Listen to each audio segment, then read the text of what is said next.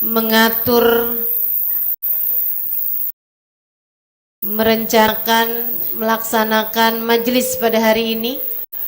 Mudah-mudahan dipanjangkan umurnya, sehatkan badannya, dimudahkan urusannya, dikabulkan hajatnya, semakin dicinta Allah Subhanahu wa taala dan Rasulnya. Segenap hubabah para syarifah, pimpinan-pimpinan pondok pesantren, juga pimpinan-pimpinan majelis ta'lim dan para ustadzah, kita doakan semoga selalu dalam limpahan rahmat dan keberkahan dari Allah Subhanahu wa taala insyaallah. Segenap santri-santri serta tentu saja yang sama-sama kita cintai, semua yang sama-sama saya sayangi, yang sangat saya sayangi, semua yang hadir di majelis ini, baik ibu-ibu, kakak-kakak, adik-adik, anak-anak, yang mudah-mudahan semuanya dirahmati dan dicintai Allah, disayangi dan disyafaati Nabi besar Muhammad wa ala alihi wasallam insyaallah. Amin ya rabbal alamin. Ramadanku indah, begitu ya temanya ya.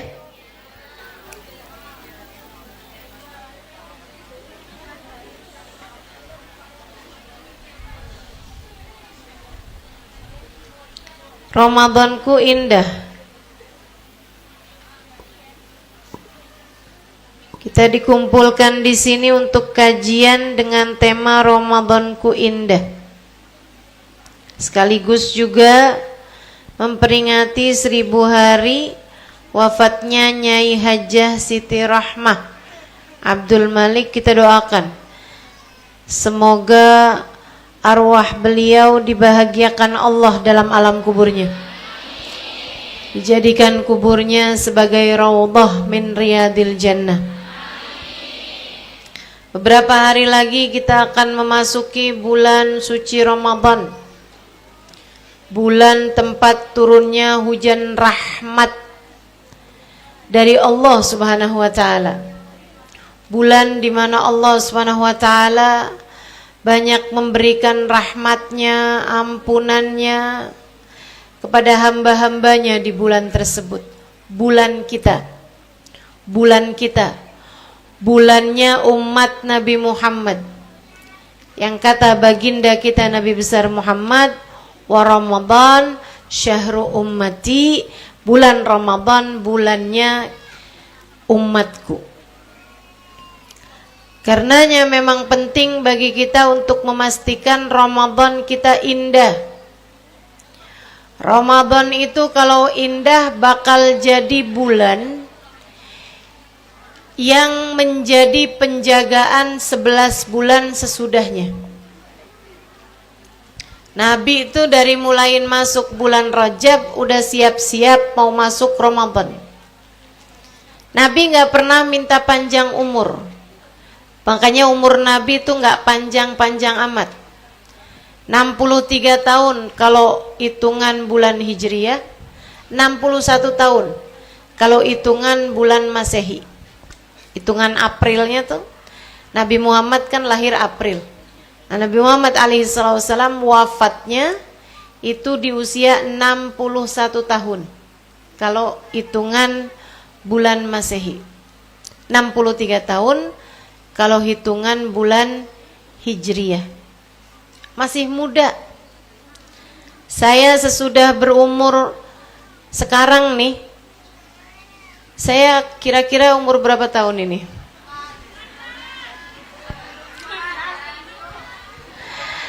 Sesudah saya tahun ini nih berusia 45 tahun, saya jadi tahu bahwa ternyata usia 61 tahun itu sama sekali nggak tua. Karena memang Nabi Muhammad tidak pernah minta panjang umur.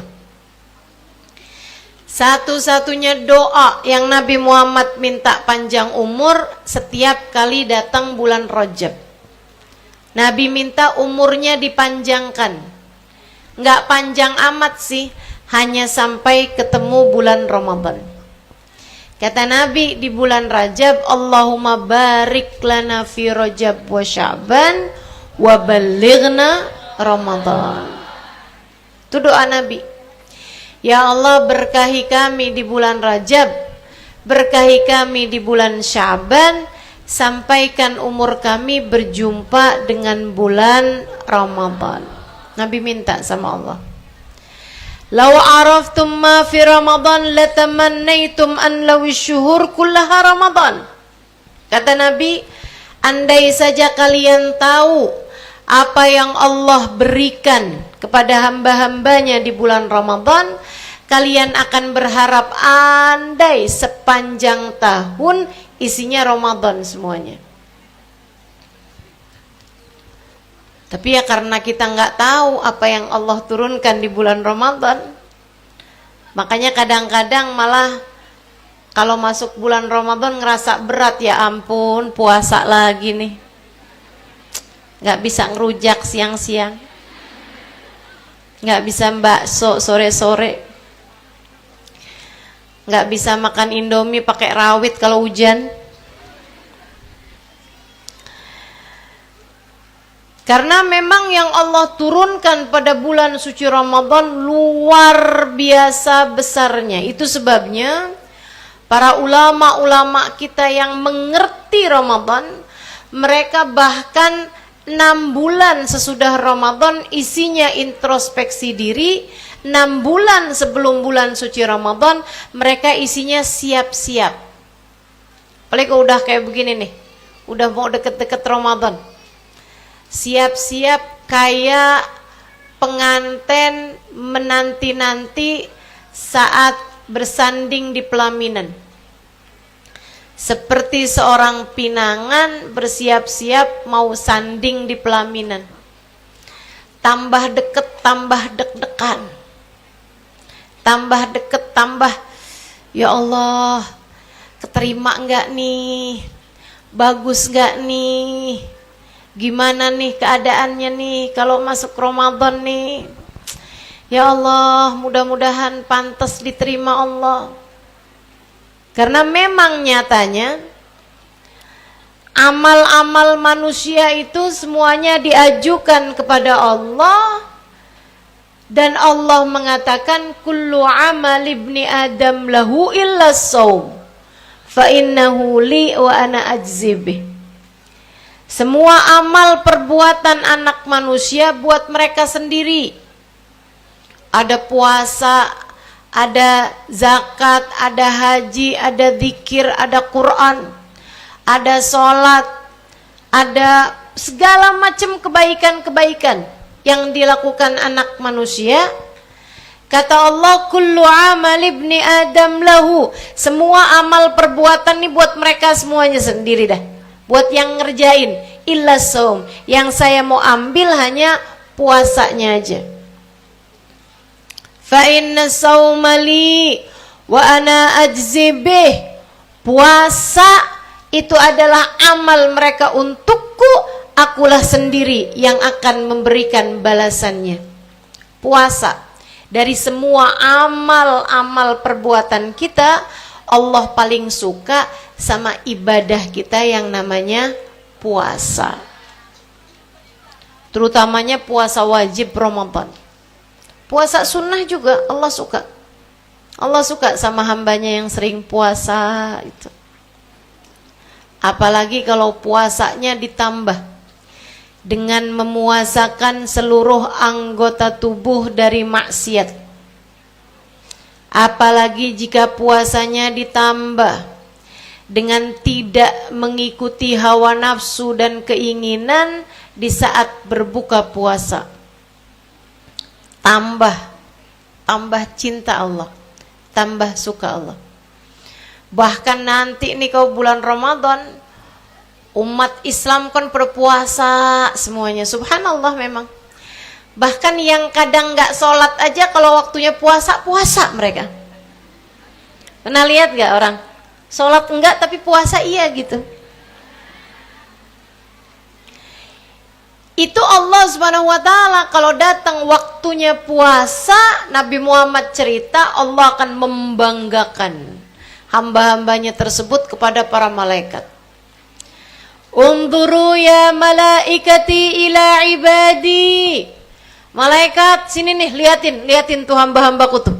Tuh liatin tuh, pada lemes-lemes. Liatin tuh mukanya tambah pucet-pucet. Taraku ta'amahum wa syahwatahum min ajli. Mereka meninggalkan makannya, mereka meninggalkan minumnya, mereka meninggalkan syahwatnya. Pengantin baru loh itu, tapi nggak mau berhubungan intim di siang hari Ramadan. Lihatin tuh hamba-hambaku. Unzuru ila ibadi. Lihatlah hambaku, taraku ta'amahum wa syahwatahum min ajli. Mereka ninggal makan, mereka ninggal syahwat karena aku. Kata Allah Subhanahu wa taala, saksikanlah wahai malaikatku, anni qad ghafartu lahum, aku sudah memberi maaf pada mereka. Dalam riwayat yang lain, taraku ta'amahum wa syahwatahum min ajli fasawmu li wa ana ajzi bih. Puasa mereka untukku, akulah sendiri yang akan memberikan balasannya. Dalam riwayat yang lain, Allah Subhanahu wa taala menyampaikan, fahum indi kaba'dikum. Mereka ini hamba-hambaku meninggalkan makan minumnya karena aku, seperti kalian wahai para malaikatku. Fahum indi kaba'dikum. Maka hamba-hambaku yang pada puasa ini di sisi aku derajat mereka seperti kalian para malaikat-malaikatku. Masya Allah, Masya Allah. Mudah-mudahan Allah terima. Mudah-mudahan Allah terima. Bicara puasa sebagai amal yang mendekatkan seorang hamba kepada Allah Subhanahu wa taala, saya ingat satu kisah yang dikisahkan guru saya, Sayyidil Habib Umar bin Hafid. Ada seorang santri lagi pulang mondok. Nah, ini banyak santri nih. Ada ceritanya seorang santri laki-laki lagi pulang mondok, tapi pulang yang kali ini emang beneran pulang, gak mau balik lagi mondok gitu. Jadi dia bawa tuh semua kitab-kitabnya didus-dus. Ikut kafilah rombongan dagang pulang ke kampungnya. Di tengah jalan kafilahnya dirampok, diambil semuanya barang-barang dagangan punyanya orang-orang ini, termasuk kitab-kitabnya dia. Akhirnya dia bilang tuh sama yang ngerampok, dia bilang, Pak, itu isinya kitab huruf gundul. Kalian juga nggak bisa baca, dijual juga nggak laku, udah penuh dengan coretan-coretan. Balikin aja lah daripada nggak manfaat buat kalian juga. Itu ya, huruf gundul dikasih afsahan, kan orang juga nggak ngerti juga. Adik-adik yang pernah mondok nih, pasti tahu rasanya lagi ngafsahin kitab terus ketiduran. Betul ya? Waktunya kita baca lagi nggak ngerti ini apa maksudnya. Karena pas lagi ngertiin kitabnya ngantuk. Gurunya ngomong apa, dia nulisnya apa. Kok Ustazah tahu? Kerjaan saya begitu dulu.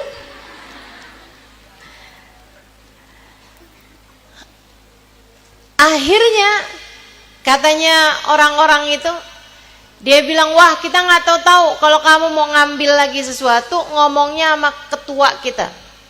Di mana ketuanya? Tuh di sana ada tenda, di dalamnya ada beberapa orang perampok-perampok dan ada ketuanya perampok di situ. Disamperin dong sama dia. Ini santrinya berani nih ya. Jadi dia datang ke situ, diliatin. Di tenda yang sangat besar itu ada perampok-perampok nih. Terus ada ketuanya perampoknya kan langsung kelihatan tuh. Nah, ini salah satu cerita yang pernah diceritakan Habib Umar nih ya. Akhirnya dia mau pergi ke perampok nih kan, mas ketua perampok nih masih lagi lihat-lihat. Saat itu lagi datang orang yang ngajuin makan, minuman. Jadi kayak lagi ngedarin minuman gitu. Ya. Khadimnya mereka tuh, pelayan mereka lagi ngedarin minuman teh, kopi gitu. Ini perampok zaman dulu nih, minumnya masih begituan. Saya nggak tahu udah sekarang minumnya apa.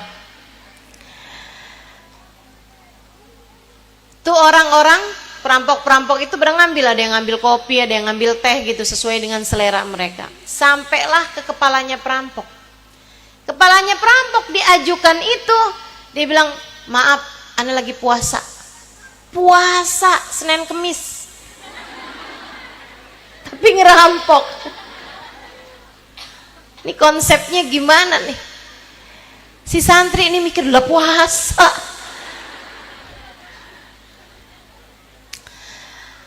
Akhirnya disamperin tuh sama dia. Dia bilang, "Pak, saya ini santri lagi pulang mondok." "Siapa?" "Saya." Yang nanya. Enggak ya, enggak ada percakapan begitu, enggak. Dia bilang, "Saya minta kitab saya ini yang dari hasil mondok ini dibalikin sama saya. Toh juga enggak ada manfaatnya." Dia bilang, "Oh, jadi diantara barang yang dirampok ada kitab-kitabmu, Nak?" "Iya." "Balikin sama saya. Biar saya bisa ngulangin pelajaran-pelajaran kalau saya di rumah nanti untuk saya ajarkan lagi."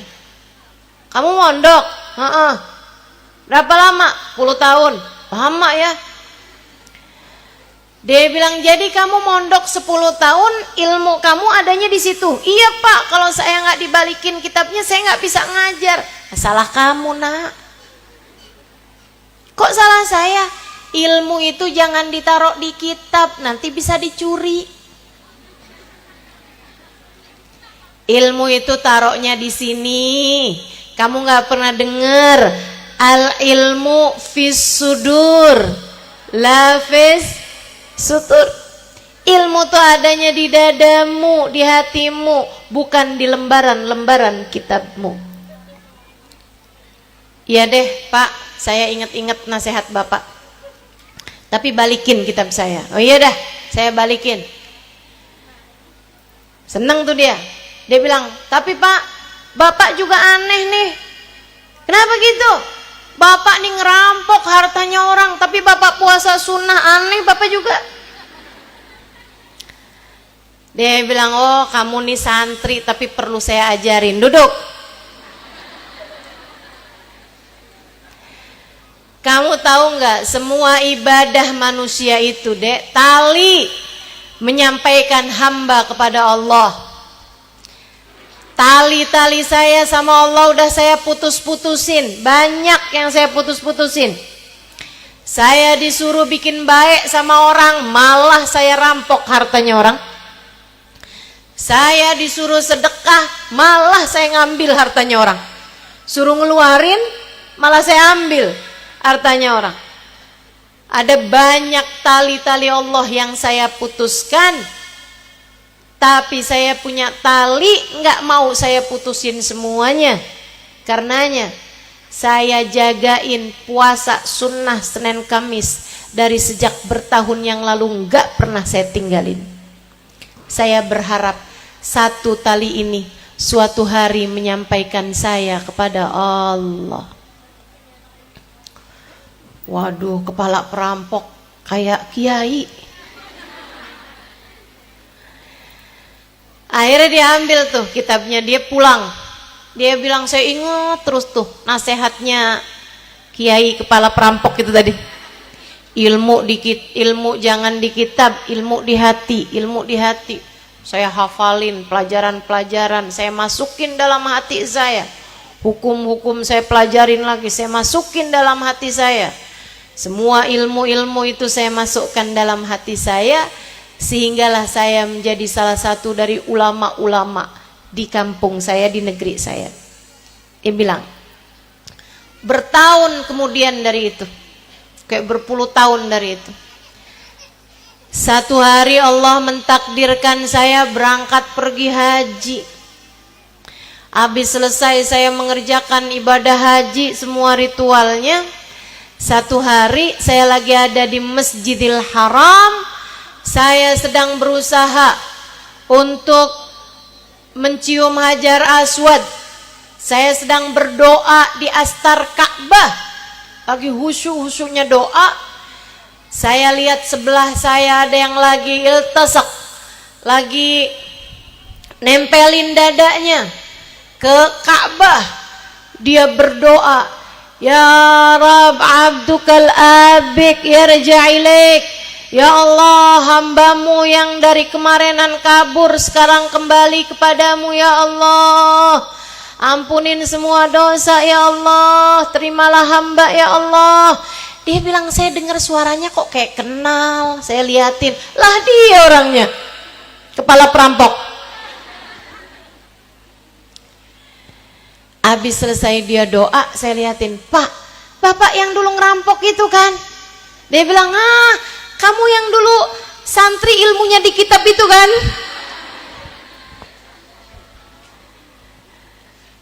Dia bilang, iya Pak, saya selalu ingat nasihat Bapak bahwa ilmu jangan ditaruh di kitab. Saya sekarang udah taruh semua ilmu saya dalam hati saya. Dia bilang, nak, dan liatin tali saya yang saya jaga dari dulu itu, tali puasa Senin Kemis, tali puasa sunnah, sekarang sudah menyampaikan saya kepada Allah Subhanahu wa Ta'ala. Saya udah taubat dari pekerjaan saya dulu. Saya udah minta maaf sama orang-orang yang pernah saya rampok. Lucu juga ya. Datengin rumah orang, saya yang dulu ngerampok Bapak, maaf ya. Ini Pak, ada sedikit hadiah buat Bapak. Lucu juga bayanginnya. Dia bilang, saya sudah bertaubat, saya sudah berusaha untuk minta halal dari orang-orang yang pernah saya rampok dulu yang saya tahu. Selebihnya, karena orang kan kalau ngerampok pasti belum niat taubat. Kalau ngerampok udah niat taubat kan rada repot juga.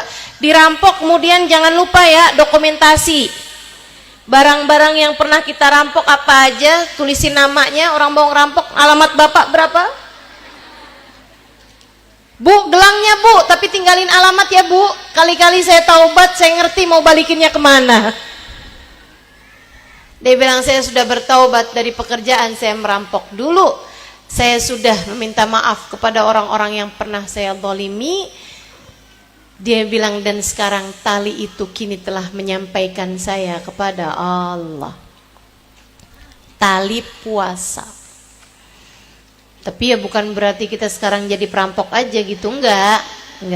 Saya cuma lagi mau ngasih tahu bahwa puasa kita nih yang akan datang nih, puasa Ramadan adalah salah satu dari tali-tali kuat yang bisa menyambungkan kita kepada Allah.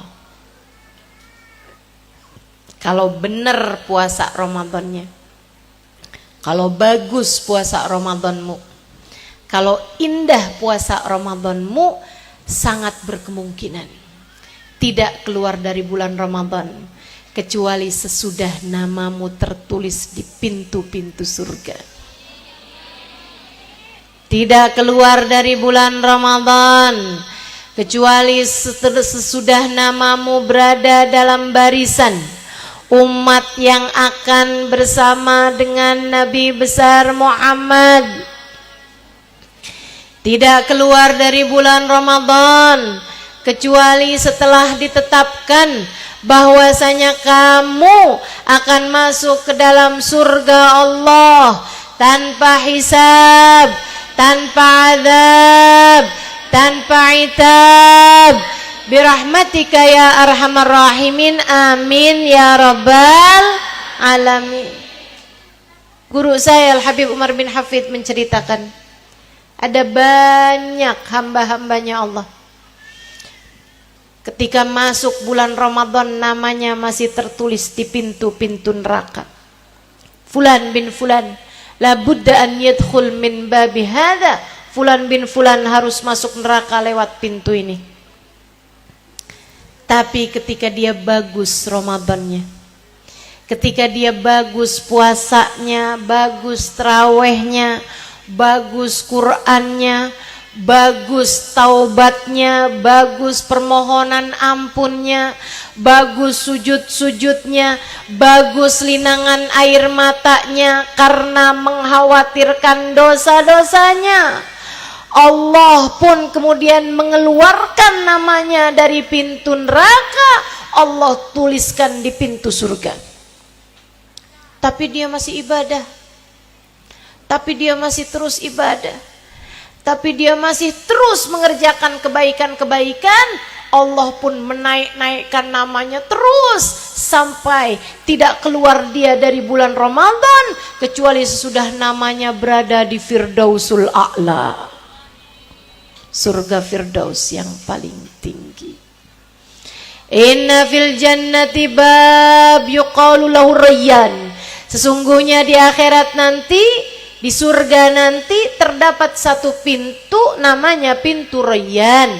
La yadkhuluhu illa shaimun. Enggak ada yang masuk surga lewat pintu itu selain ahli-ahli puasa.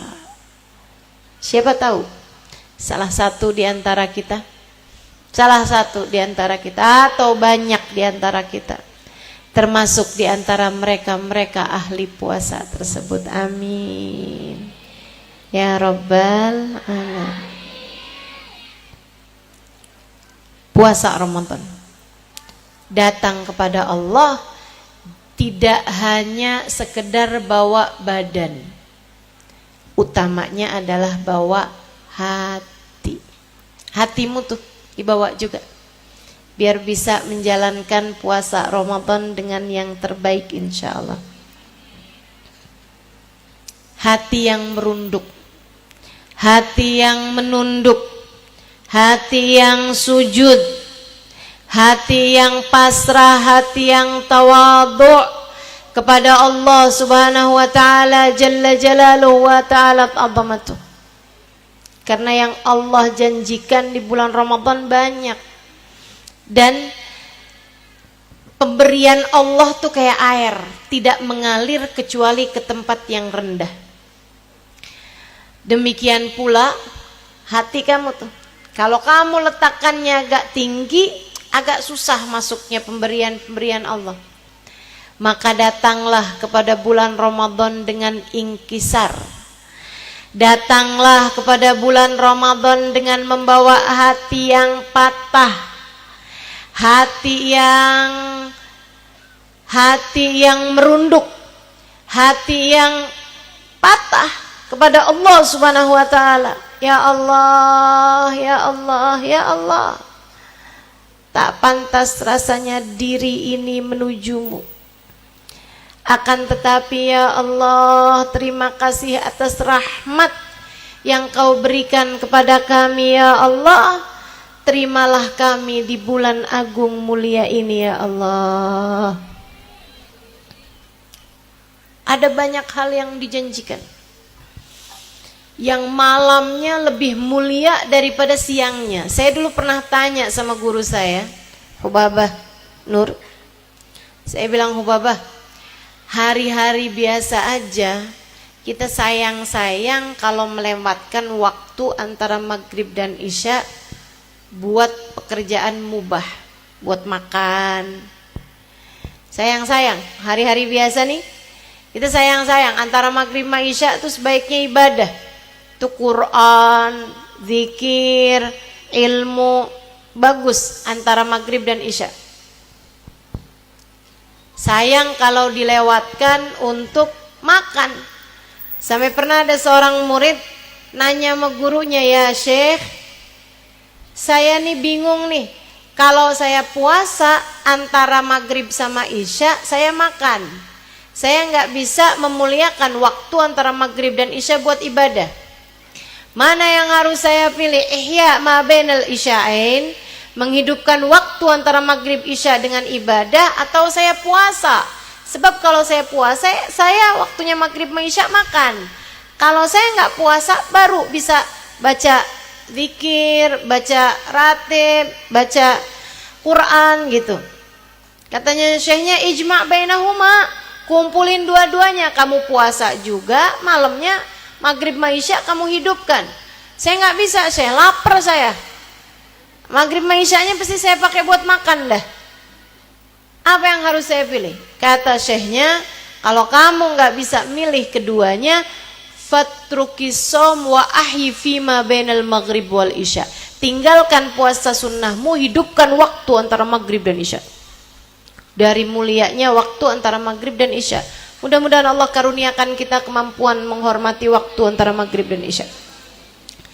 Saya nanya sama guru saya, Baba, di hari biasa aja waktu maghrib sama isya itu mulia sehingga nggak pas kalau dipakai buat makan gitu. Ini di bulan Ramadan, bulan paling mulia, malah antara maghrib sama isyanya kita makan. Karena kan habisnya itu datang waktu isya, kita siap-siap sholat isya, sholat taraweh, sholat witir panjang tuh, apalagi di tarim. Belum jam 11 belum selesai tuh. Habis itu jam 11 ada majelis pula, panjang. Biasanya kami pulang sekitar 1:30, 1:30 gitu. Habisnya itu biasanya pada baca Quran, nungguin waktunya sahur. Teman-teman sekalian saya muliakan, ini saya tanya sama Bapak, apa enggak sayang-sayang antara maghrib sama isya malah kepake buat makan justru di bulan mulia Ramadan semacam ini? Bapak bilang, enggak Halimah, enggak. Kenapa gitu Bapak? Karena di bulan Ramadan dari awal maghrib sampai subuh semuanya mulia. Di bulan Ramadan waktu malamnya semua mulia dari awal maghrib sampai subuhnya. Jadi nggak ada beda antara kamu mau makan antara maghrib sama isya atau kamu makan habis taraweh, nggak ada bedanya. Jadi yang ini kita pakai buat makan, nah yang lain-lainnya juga kita pakai buat ibadah. Makannya juga berniat atau bernilai ibadah karena niat kita adalah untuk melaksanakan ibadah buka puasa. Jadi mulia yang luar biasa bulan suci Ramadan. Dari awal malamnya namanya Lailat Nadrah. Saya sangat tertarik sekali dengan malam pertama Ramadan ini teman-teman. Jadi selain malam pertamanya pengantin baru, ada malam pertama yang gak kalah serunya. Ada malam pertama yang gak kalah menegangkannya bagi saya, yaitu malam pertama bulan suci Ramadan. Kenapa gitu? Sebab Nabi Muhammad menamakannya sebagai malam nadrah. Katanya Nabi Muhammad alaihi salatu wassalam, "Idza jaa awwalu lailatin min Ramadan." Apabila datang malam pertama bulan suci Ramadan, Allah akan memandang hamba-hambanya dengan pandangan penuh rahmat. Diliatin kita sama Allah, tapi nggak asal diliatin dan disayangin. Bukan semua tentu saja. Siapa? Ya yang pantas. Kalau diliatin lagi tidur lagi. Kalau diliatin lagi nonton TV lagi. Kalau diliatin lagi scroll TikTok lagi. Kalau diliatin lagi ngeliatin mau belanja beli kerudung 1-2 hari nggak kelar. Ada tuh. Mau beli kerudungan 1 aja Shopee, segala toko dilihat sama dia. Kalau dilihat sama Allah keadaanmu seperti itu, tentu sangat tidak layak untuk dipandang dengan pandangan penuh cinta. Jangankan Allah teman-teman, jangankan Allah, suami kamu aja sebel ngelihat kamu bolak-balik TikTok mulu. Betul nggak? Pegang HP nggak selesai. Suaminya bilang HP terus.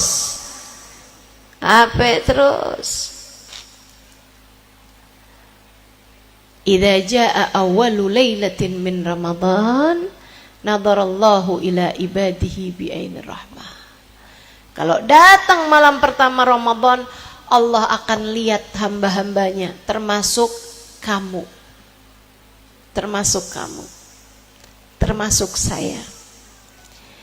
akan dilihat Allah, disensor sama Allah.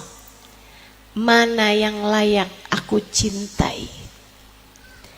Mana di antara hambaku yang pantas aku sayangi? Mana di antara hambaku yang pantas aku rindui? Allah akan lihat kita semuanya. Semoga semuanya layak dilihat dengan pandangan kasih sayang. Siapa yang malam hari itu lagi baca Quran, udah ngantuk-ngantuk ditahanin tetap dia baca lagi, kan lucu dilihatnya, ya ampun. Dia kepengen baca firman-firmanku, sampai ngantuk-ngantuk tetap ditahanin juga. Udah tidur ngimpi 1 babak, tidur lagi ngimpi 2 babak, sampai 5 babak mimpinya, tetap aja dia berusaha buat terus baca Qur'annya. Duh, aku cinta pada hambaku yang satu ini. Ada lagi yang dilihat Allah, habis selesai sholat, sholat lagi, selesai sholat, sholat lagi, selesai sholat, sholat lagi. Aku cinta pada hambaku yang satu ini. Ada yang malam hari itu, sesudah sholat tarawih, dia baca Quran, dia kemudian mengingati dosa-dosanya, dia beristighfar, dia bermunajat, dia lirih berkata, ya Allah, ya Allah, ya Allah, datang bulan Ramadan tahun ini, ya Allah, maafkan diri yang masuk Ramadan belepotan dosa ini, ya Allah. Maafkan diri yang masuk Ramadan berlumuran dosa ini, ya Allah. Memasuki bulan sucimu, tapi diri ini kotor dengan dosa-dosa selama ini. Akan tetapi diri ini berharap untuk Engkau lihat, untuk Engkau sayangi, untuk Engkau terima, ya Allah. Sebab diri ini merasa malu kepadamu, ya Allah. Kamu datang di malam pertama bulan Ramadan dengan linangan air mata taubatmu kepada Allah. Allah pun mengatakan, wahai hambaku, kamu berbuat dosa, namun kamu tahu aku adalah Tuhan yang memiliki ampunan. Kemarilah,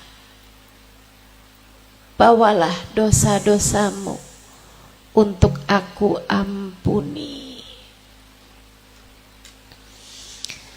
Siapa yang datang kepada Allah dengan bergunung-gunung dosa, bertaubat kepadanya, Allah akan datang padanya dengan bergunung-gunung ampunan dan menghancurkan dosa-dosanya.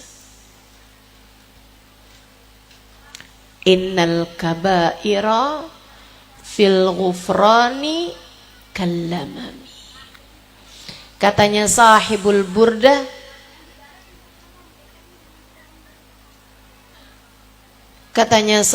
burdah, wahai diri, jangan putus asa meskipun dosa-dosamu besar. Innal kabaira fil ghufrani kallamami. Karena dosa seorang hamba sebesar apapun, jika Allah lemparkan ke dalam lautan ampunannya, ia hanyalah buih dalam samudra ampunan Allah. Buat saya malam pertama Ramadan adalah malam yang sangat menegangkan. Sebab Allah sedang akan mencari-cari hambanya melihatnya dan memilih siapa di antara kita yang layak untuk dia cinta. Tegang gak sih?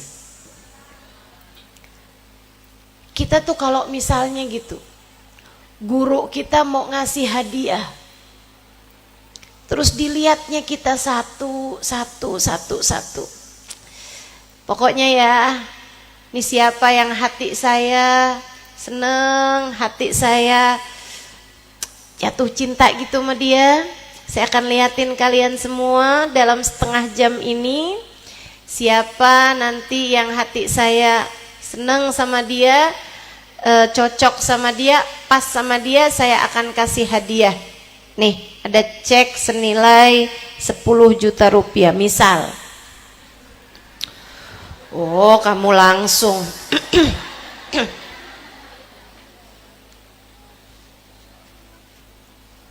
Teman-teman saudaraku sekalian, ini bukan sekedar 10 juta rupiah.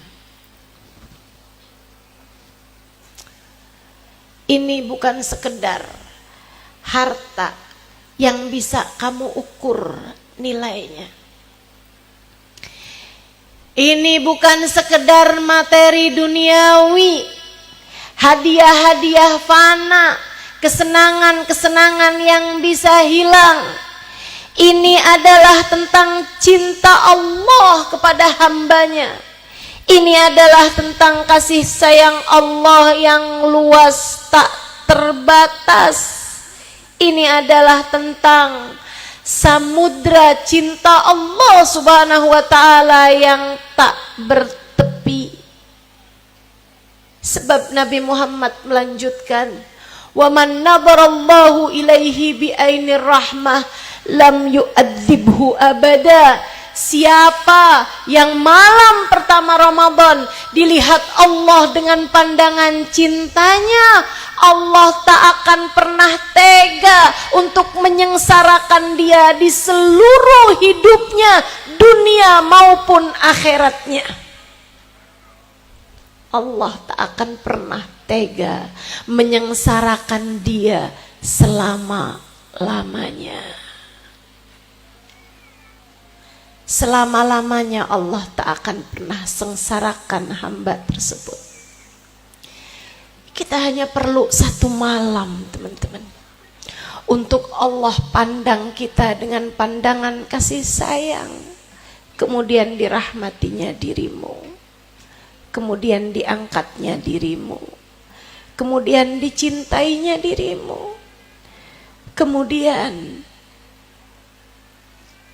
diangkatnya namamu dari pintu neraka, kemudian ditetapkannya dirimu sebagai ahli surga.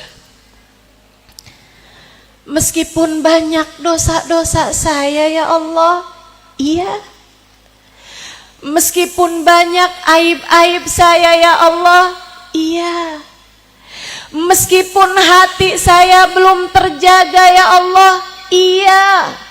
Siapapun saja hamba Allah beriman, siapapun saja di antara kita, meski seperti apapun keadaan-keadaan kita, jika kita datang di malam pertama Ramadan, kemudian kita datang kepadanya dengan membawa hati yang patah, hati yang kembali kepadanya, hati yang menginginkan dia lebih daripada apapun, hati yang berharap kepada Allah lebih dari harapan kita terhadap apapun, hati yang takut kepada Allah lebih daripada ketakutan kita kepada apapun.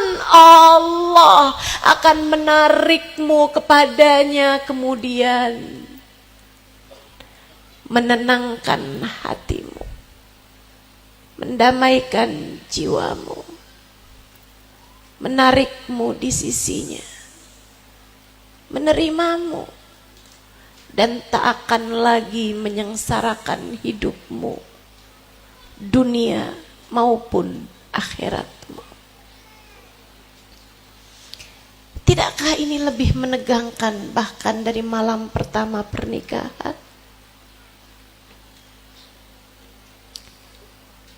Jemput, siap-siap. Gimana caranya siap-siap? Salah satunya, jangan bawa dendam masuk ke Ramadan. Ini syarat mutlak. Jangan bawa dendam masuk ke Ramadan. Saling maaf, memaafkan sebelum masuk bulan suci Ramadan. Anak yang punya orang tua, masih punya orang tua, mintalah ridho pada orang tuanya. Jangan berani-berani masuk bulan Ramadan tanpa membawa keridhaan orang tuamu, sebab ridallah fi ridal walidain wa sukhtullah fi sukhtil walidain. Ridha Allah terletak pada keridhaan orang tua, murka Allah pun terletak pada kemurkaan orang tua. Bagaimana mungkin kamu berharap disayang sama Allah jika bahkan orang tuamu tidak sayang padamu? Bagaimana mungkin kamu berharap ridhonya Allah jika bahkan orang tuamu tidak ridho padamu? Datengin, minta ridho yang serius. Jangan bilang, "Mah, kosong-kosong ya, Mah."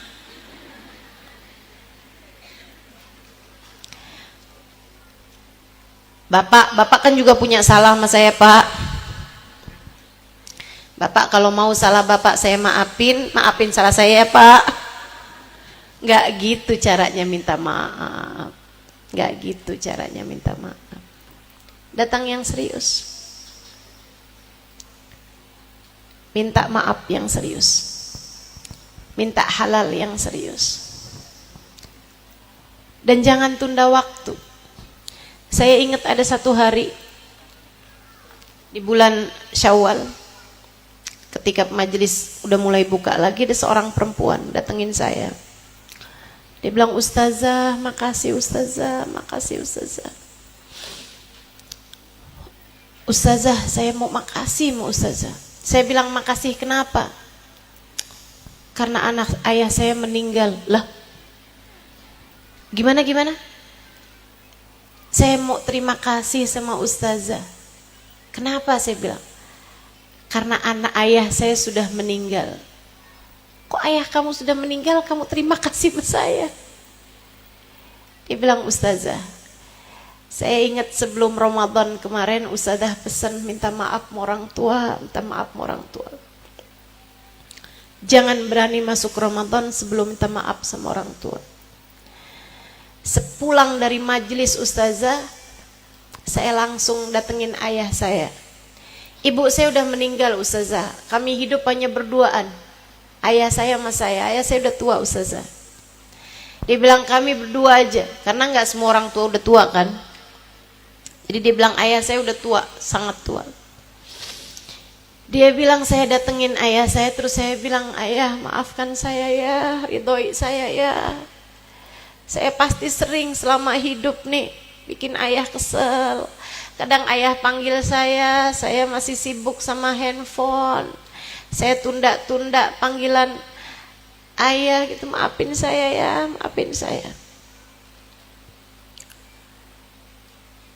Mungkin ayah pernah gitu melakukan sesuatu, nyuruh saya sesuatu, saya lambat-lambat ngerjainnya, maafin ya. Pokoknya apa aja yang ayah tahu, yang ayah nggak tahu. Bahkan yang saya nggak tahu ya, saya minta maaf. Ayah saya bilang, "Ya Allah, nak, ayah ridho sama kamu. Ayah sayang sama kamu. Dosa-dosa kamu sama ayah kalau ada semua udah ayah maafin. Ayah ridho sama kamu dari ujung rambut ke ujung kaki. Makasih ya, makasih." Dia bilang, saya ciumin ayah saya pelukin, saya makasih ya, makasih. Sekarang saya udah jauh lebih lega, sekarang saya udah siap masuk Ramadan dengan hati yang udah siap nih ya, makasih ya. Dia bilang malam hari itu kami makan bersama seperti biasa, ini apa, sampai waktunya tidur. Ayah saya pergi kamar tidur, saya tidur. Subuh ayah saya masih pergi ke masjid. Dia bilang, pagi-pagi beliau masuk kamar, biasanya memang suka tiduran sebentar kalau pagi. Habis itu saya siapin sarapan, saya siapin kopinya. Biasanya ayah saya bangun di jam-jam seperti itu terus makan, ngopi gitu. Hari itu kok sampai kopinya dingin nggak makan-makan gitu. Saya liatin di kamar masih tidur, mungkin beliau sangat lelah atau apa gitu. Saya tinggal lagi. Tapi habis setengah jam, sejam kok ayah saya belum bangun juga. Saya deketin ayah saya, ternyata ayah saya sudah meninggal, Ustazah. Ayahnya meninggal. Dia bilang, Ustazah, makasih udah ngajarin saya. Saya nggak tahu kayak apa rasanya kalau saya menunda minta maaf hari itu. Kayak apa penyesalan saya. Jika sesudah Ustazah kasih tahu, saya nggak kerjain, ternyata ayah saya meninggal. Jangan tunda, kita nggak pernah tahu orang tua kita mau kapan berpulang ke rahmatullah. Yang masih pada punya orang tua, dinikmati. Ini mungkin bahasa yang kamu yang belum kehilangan, kamu nggak tahu rasanya. Tapi saya sampaikan kepadamu karena November 2022 ibu saya meninggal dunia. Kurang lebih setahun 3 bulan yang lalu. Saya sampaikan kepadamu sebagai orang yang sudah tahu rasanya, yang masih pada punya orang tua, nikmati keberadaan orang tuamu. Umi saya meninggal, saya ikhlas, tentunya. Saya tahu, saya sayang sama umi saya, sebagaimana anak-anak umi yang lain. Tapi saya tahu Allah juga lebih sayang lagi kepada beliau. Saya ikhlas, teman-teman, saya ikhlas. Saya tahu umi saya di alam barzahnya pasti kehidupannya jauh lebih menyenangkan daripada kehidupan beliau di dunia. Saya ikhlas, saya hanya rindu. Saya hanya rindu. Saya rindu buat pegang-pegang tangannya. Saya rindu buat cium-cium tangannya. Rusel di badannya. Saya rindu untuk mencium aroma beliau.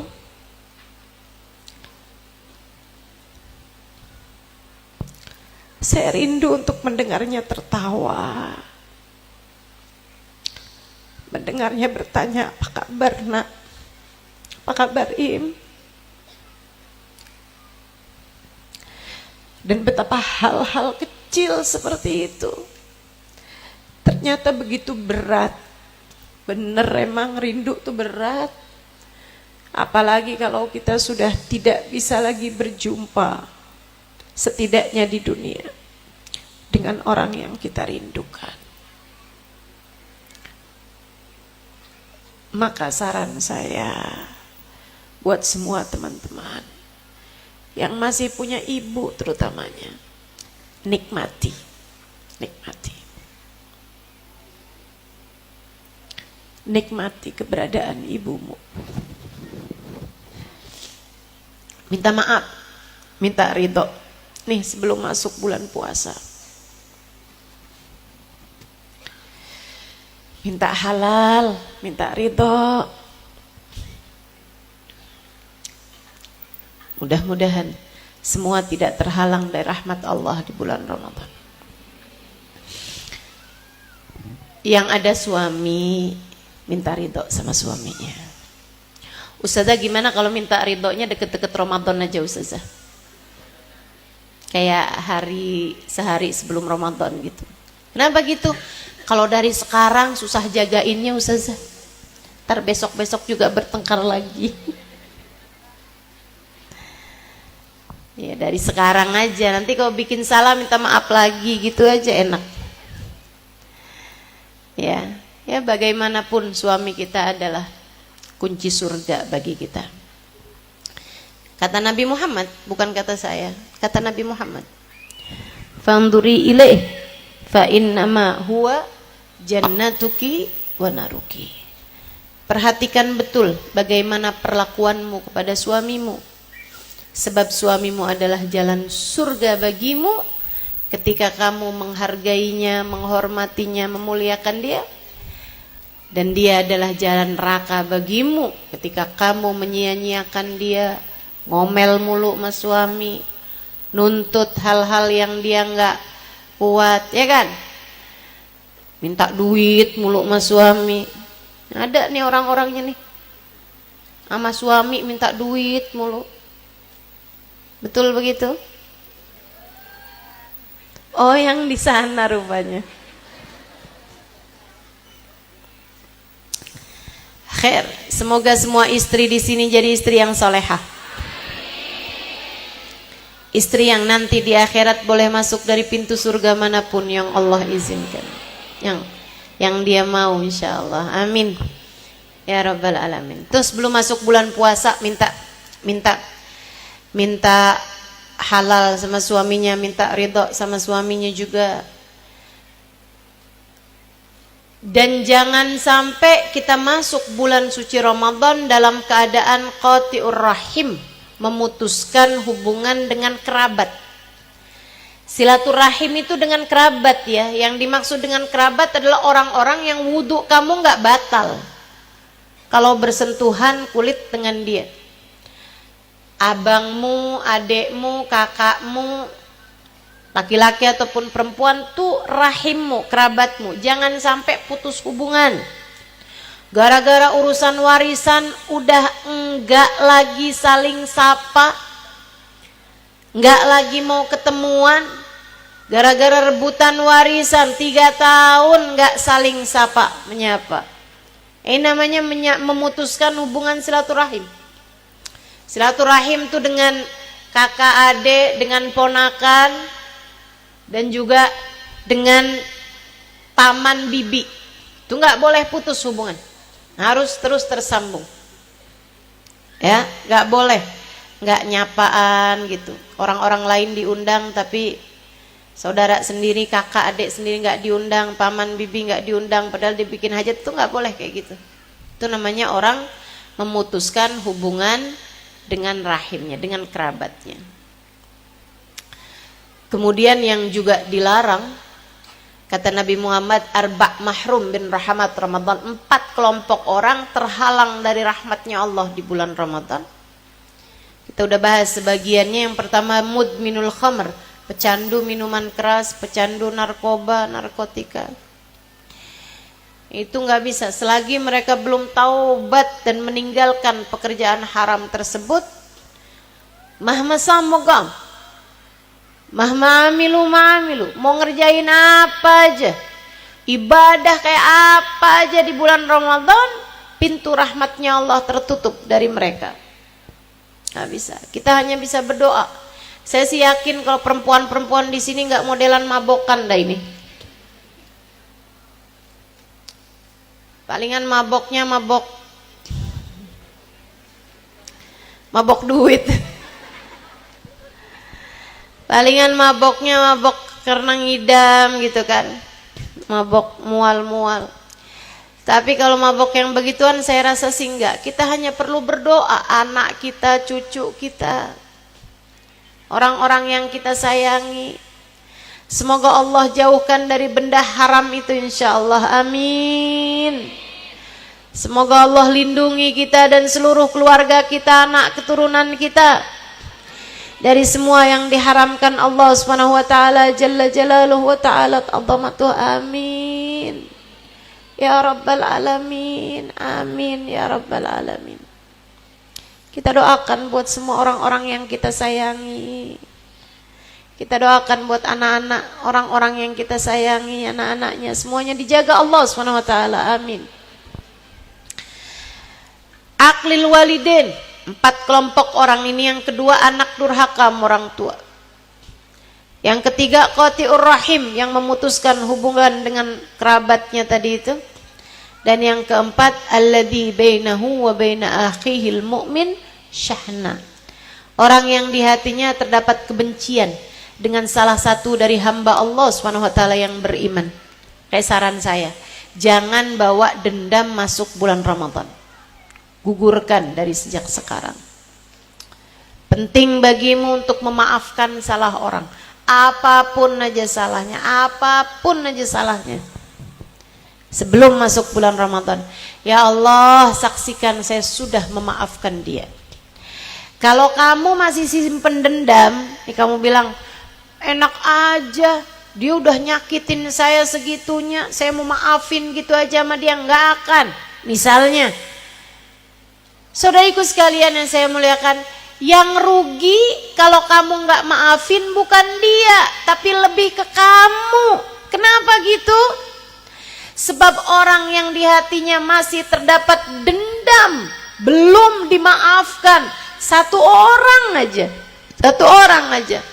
Kalau kamu berpuasa, kalau kamu sholat, kalau kamu baca Quran, kalau kamu sedekah, ibadah kamu tidak terangkat satu jengkal pun dari atas kepala kamu dengan penyaksian baginda Nabi besar Muhammad sallallahu alaihi wasallam. Nabi Muhammad bilang, salasatun la turfa salatuhum fawqa ruhusim shibra. 3 kelompok orang ini sholatnya nggak akan keangkat. Demikian pula ibadah-ibadah yang lain, satu jengkal pun dari atas kepalanya. Man amma qauman wa hum lahu karihun, orang yang jadi pemimpin satu kaum sementara rakyatnya benci kepada dia. Kemudian yang keduanya, imra'atun batat wa zawjuha 'alaiha sakhit, istri yang sedang tidak diridhoi oleh suaminya. Selama suaminya nggak ridho, selama itu pula sholatnya nggak diterima, selama itu pula puasanya nggak diterima. Dan yang ketiga, kata Nabi Muhammad, alladzi bainahu wa baina akhihil mu'min syahna, orang yang di hatinya terdapat dendam dengan salah satu saja dari hamba Allah SWT yang beriman. Kamu membiarkan dendam itu berpuluh tahun, artinya berpuluh tahun sholatmu tidak diterima oleh Allah. Artinya berpuluh Ramadanmu tidak diterima oleh Allah. Jika Ramadanmu ditolak Allah, Ramadan yang mana yang akan kamu bawa untuk menghadap Allah Subhanahu wa ta'ala? Yang kamu nggak mau maafin itu nggak sebegitu pentingnya untuk menghalangkan Ramadanmu diterima sama Allah. Kamu benci kan sama dia? Kalau kamu benci sama dia, jangan hargai segitu tingginya sampai bisa menghalangkan sholatmu diterima, sampai bisa menghalangkan Ramadanmu diterima. Kalau nggak suka sama dia, maafin, lupakan, keluarkan dia dari kehidupanmu, maafin, nggak usah kamu ingat terus-terusan. Lupakan, dia nggak penting. Nggak cocok buat jadi penghalang Ramadanmu diterima sama Allah. Maafkan. Bukan karena kesian sama dia, bukan. Kesian sama kamu. Maafin. Dia ngerebut suami saya, maafin.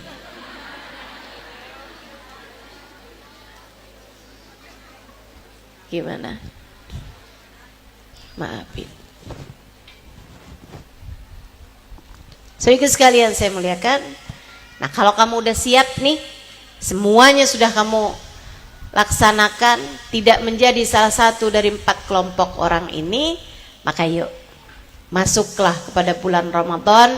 Puasanya biar bagus, tarawehnya biar bagus, Qur'annya jangan ditinggal, doa-doanya terus kamu panjatkan, istighfar kamu terus kamu laksanakan, gitu kan?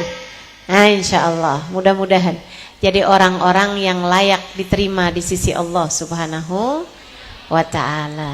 Mudah-mudahan kita semuanya jadi hamba-hamba yang mendapatkan semua yang dijanjikan Allah Subhanahu wa taala di bulan Ramadan nanti insyaallah, termasuk Lailatul Qadarnya biar bisa kita dapetin insyaallah. Katanya Habib Muhammad bin Abdullah Haddar, kalau kepengen Ramadannya dapat, Lailatul Qadarnya dapat, jangan tinggal sholat berjamaah. Puasanya juga dipuasain dari yang haram-haram, dan jangan ninggal sholat taraweh. 3 hal itu kalau kamu kerjakan, insya Allah saat datang Lailatul Qadar kamu berhasil mendapatkannya, insya Allah. Yuk kita baca suratul Fatihah. Kita minta kepada Allah Subhanahu Wa Taala, semoga Allah Subhanahu Wa Taala menerima ibadah kita semuanya di sisi Allah Subhanahu Wa Taala. Mudah-mudahan Allah Subhanahu wa taala mengangkat derajat kita di sisinya insyaallah. Biar Ramadannya semuanya keterima Allah, biar ibadahnya semuanya diterima Allah Subhanahu wa taala. Ala hadhihi niyyah wa bi kulli niyatin salihah. Wa ila hadratin Nabi Muhammad sallallahu alaihi wa alihi wasallam.